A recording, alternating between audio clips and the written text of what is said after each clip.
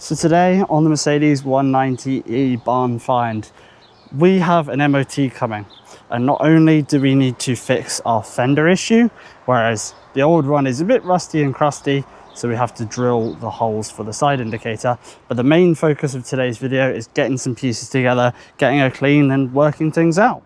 So we found some brakes that came with the car. We've established that these ones are actually for the front of the car, not the rear of the car. However, we're going to get these ones off as well, as these desperately need replacing. Essentially, as I'm rubbing my nail across, there is massive grooves and gouges. So we need to figure out, do we just need new brake discs or do we need pads as well? So I've just got my E10 size out. I'm going to give it a little tap of love with the, where is it, the copper hammer, and hopefully it'll just shock it enough so that we come off nicely. So let's see if that'll do anything. And it's like a miracle on this car. It kind of annoys me from how much I've struggled on other cars in the past, but like, maybe it's just the techniques I'm using that I've learned over time, but like, no, that is just pretty clean, to be honest. So just going to put that aside nice and safe, and then we're going to remove the pads themselves, and then we'll be able to sort of have an assessment of the situation of what we need to purchase. Because right now the pitting and scoring is worrying me, because is it the actual disc that's done that, or is there something wrong with the brake pads? The car did have brakes when we were using it before, so I'm not worried about that, but we're worried about it failing MOT. So let's crack these off and see where we go from there. So I've just, using 2 screwdrivers, prized this little retention pad area, and then I think I should be able to just slide these little pins out. But I don't know, because I haven't actually worked on like many German cars, to be honest. So it's a bit of a learning curve for me to figure out what's going on. I'm trying to not watch any videos about it or anything, because surely I can figure out this over-engineered piece of thick metal. Now, after lots, and I mean lots of bashing, these little pins have come out, and they look like they've, to be honest, seen better days. These are the locking pins for the calipers. Look how flattened that surface is.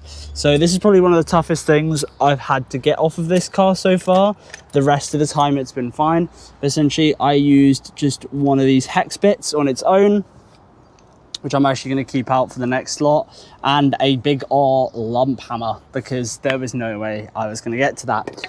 Now I think the next step, because we've got this caliper system apart, we probably need to relieve some pressure on the brake system in general, and fingers crossed hope that it bleeds and that we don't have any faulty bleeding system on the car.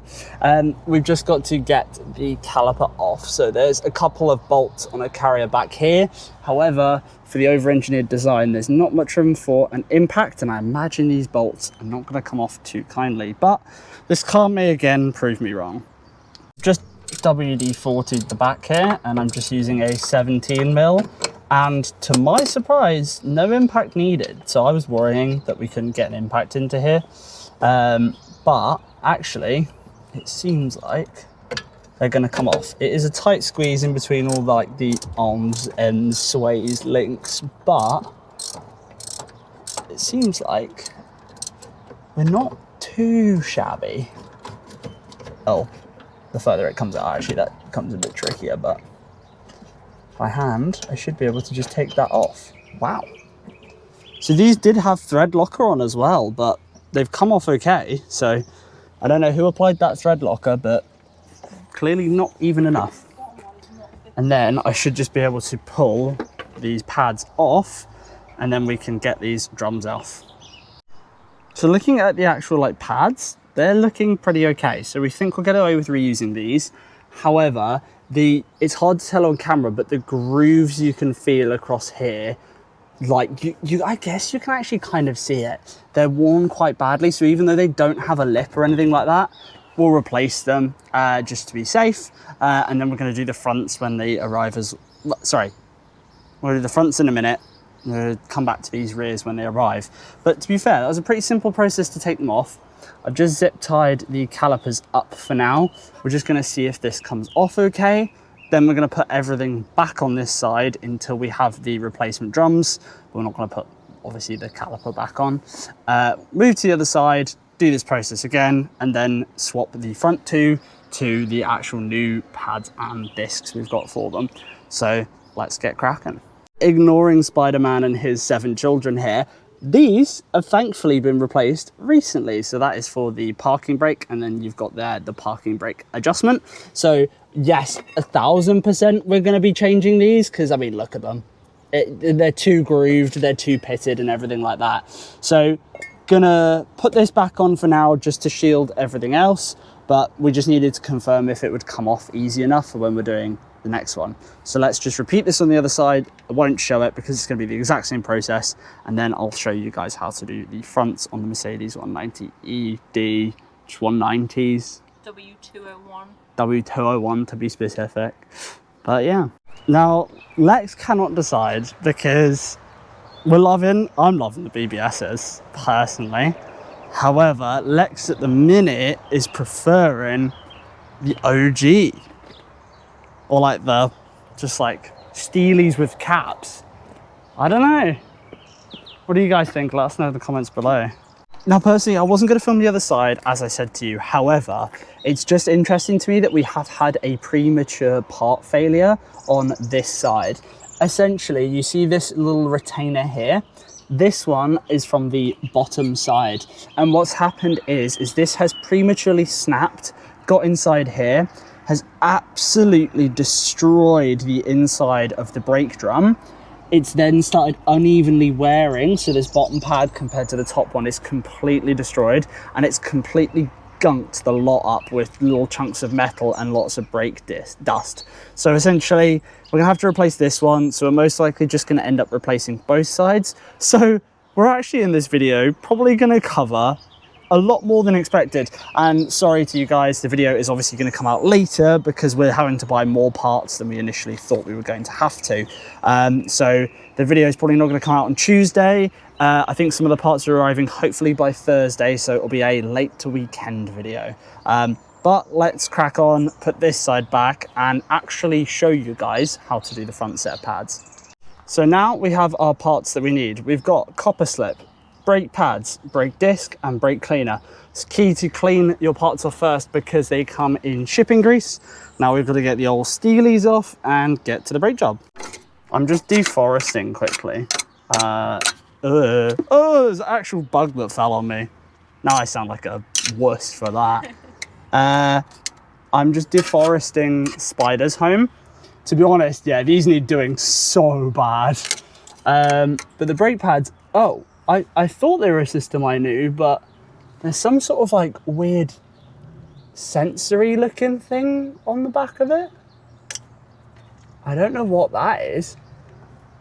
I'm not actually sure what this is. It looks like some sort of like award style ABS sensor maybe, but we'll cross that bridge when we come to it. First of all, we're going to start by WD-40 pretty much everything because it's looking so grim. There's still so much more deforestation to do back here. Every bolt that I'm going to take off, all the caliper carrier bolts and everything. I think we'll do some sliding pin action while here as well. Because we're going to be bleeding the whole system, we might as well. I mean, the car isn't going to have no brakes till we put all the set on. So I think while we're here, we're just going to do the whole lot because the sliding pins, I imagine, are going to warm the pads unevenly. But you never know till you get them off, to be honest. It feels like there's quite a lot of meat on them. So let's get our T-bit on. I'm going to give it a few love taps like we did on the other side. Ignoring the... Yep, everything's fine. I don't think the other side will even have it still on there. All this is doing is giving it a little shock because we don't have an impact driver. But so far we've been quite lucky. And then I'm going to carefully... This is with a copper mallet, so it's not going to actually damage anything. Going to give a couple love taps to loosen everything off and make it easier for us to get things off. So now I'm actually going to use the impact here. I don't think I need an extension, maybe. The reason I'm going to use an impact instead of trying to use the socket is because I'm tired, for one. And for two, I have actually enough angle, possibly. Maybe not because of this strut, actually. I can't get on 1000% straight. And if you can't get on 1000% straight, never impact something because you are just going to absolutely ruin the threads. So that's not looking likely, unfortunately, so we're gonna have to try something different. Now maybe, just maybe with a shorter impact, we can get on straight. Oh no. I don't know what's trying to fly away over there, but let's see if I can get on the bottom bolt maybe. Yeah, I can get on the bottom bolt. I've undone those. The whole thing just comes off. I don't want to damage that sensor thing, but now we're gonna have to remove the pads. The easiest way to do this is probably just letting brake fluid out, to be honest, unless they just wiggle off. But the car's been sat for so long, it's like everything is like, not seized, but like slightly crusty is the problem. So I'm gonna see if I can wiggle it and maybe get it off. I imagine we're just gonna have to probably just, yeah, let's do it properly and just loosen it all off, I think. After a few little love taps, because we're replacing all of it, it doesn't matter. It's just going to clear that rim that it's created. And to be fair, those pads are meaty. It's going to be like sacrilegious to get rid of those. But we're definitely cooked on this one. You can feel it. You can see how bad it is compared to the new ones. But the pads, I will say, actually do look like almost new. We're gonna still replace them. We'll probably keep them as like backups maybe, if you're comfortable with that, Lex. Yeah. Just so we've got spares if we need them in the future, because they look fine. But since we're in here, we might as well replace them, right? Yeah. So I'm just gonna prise those out, hopefully. They just come out just with a little wiggle. So I've just grabbed a 15 and a 13 and taken off one of these top bolts. Again, red Loctite. Everything is Loctited on this car. Then I should be able to swing the old caliper open. And interestingly, this little sensor thing is on the pad. Again, I'm not familiar with these cars compared to others. So wear pattern's a little uneven. It's got this little sensor I don't want to damage, and I don't know if it's like just caught on or if it's like clipped on. I don't know. I imagine it's a pad wear sensor or some sort. Let's give it a wiggle and then she'll hopefully come off. So we've just got those off. I'm just gonna have a look at some of the shims to see. Yeah, they're pretty good actually, to be honest. Nothing looks too like overworn or anything like that. So I'm gonna grab our new pad. I'm gonna put some copper slip on the back of it. It's just a healthy dollop on there. I'm gonna use some of that on the other one because that's a bit much. So we can just get that on there.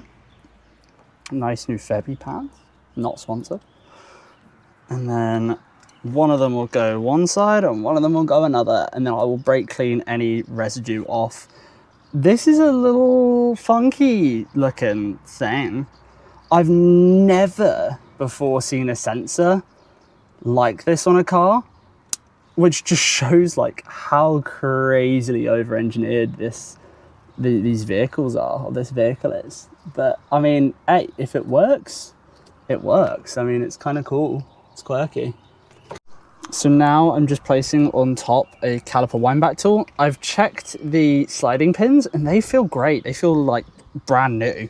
I said the brakes look brand new, but we'll just keep them as like backups or keep them as spares because they're not bad enough to throw away in my opinion, but we want to pass MOT at the highest grade possible. So I've got this wind back tool. All I've got to do is crack the bleeding nipple, which means we're going to lose all brake pressure. We're going to lose all brake pressure, but that's fine. Hopefully, as long as the master cylinder's fine, because we've essentially just got to rebleed the whole lot anyway. I'd feel unsafe not rebleeding the whole lot. So I'm just going to flip around and find our bleed nipple, which has got a nice little cozy cover on the top, which is probably just going to need to get prized off, to be fair, or wiggled off. There we go. And I hate when these don't get put back on cars, because I've had this before on cars where no one's put it back on, and then honestly causes it to seize, causes it to get rusted, crusted, and it's just the worst experience.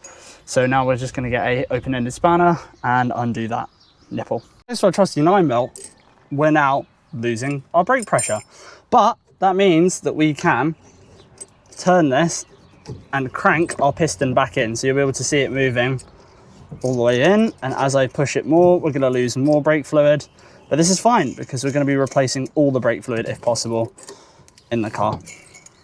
I'm just hoping this car doesn't have one of those really weird bleeding procedures, which now I'm thinking about it, probably will have.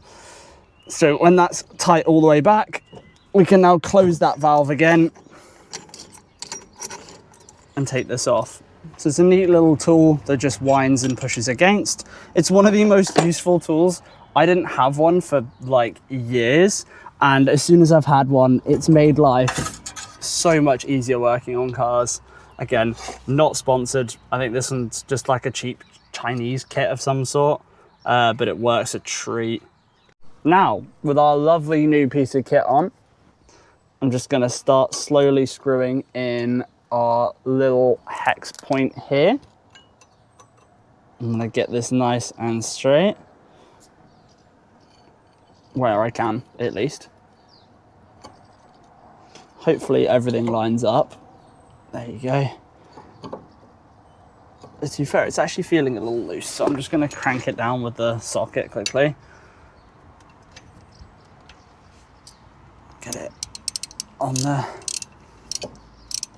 I am going to brake clean everything off, but like most likely right at the end and not now in the process, because we're still going to get like grease and dirt on areas that, well, we really don't want it on. So I'm just going to crank that down, but not too tight, because what we don't want this doing is stripping. All this is to hold this so that it doesn't wobble around.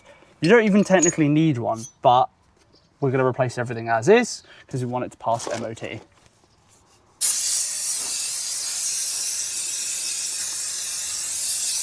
Too correctly. Now you have to be careful here not to damage the faces of the pads,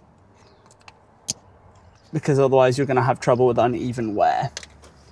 Just very lightly, and then we're going to glide it on, give it a little bit of a wiggle, and then put our rear long bolts back on. Grabbing my 15 and my 13, I'm now going to use a ratchet to close this section off here. For some reason I've only got an impact socket here, although I thought I used a different one. We're just going to click that on and make sure that that slider is nice and cranked down. Now, the reason we want to make sure this is nice and cranked down, and even as the other side, is because we do not want these, oh, not doing that. We don't want these unevenly wearing, because it's going to cause issues like we've had on the MR2s before. So I'm just going to check the other side, even though we didn't touch it, make sure it is nice and tight, which it needed a little bit of adjustment there. And that is pretty much on. Now, to me, without the brakes on, that feels really tight. So I imagine when we're bleeding, we're just gonna have to keep an eye on that, because we don't want it to be too tight. But these pads will have a braking in process anyway, so we're gonna have to keep that in mind as we're driving it. So we'll just look up the braking procedure for this car. I imagine you'd have to drive quite a few miles before the braking procedure like actually comes into effect. But that is replacing this side. I'm not going to show the other one because, well, we're just going to do it again, but I will show you guys other brakes when the car's arrive.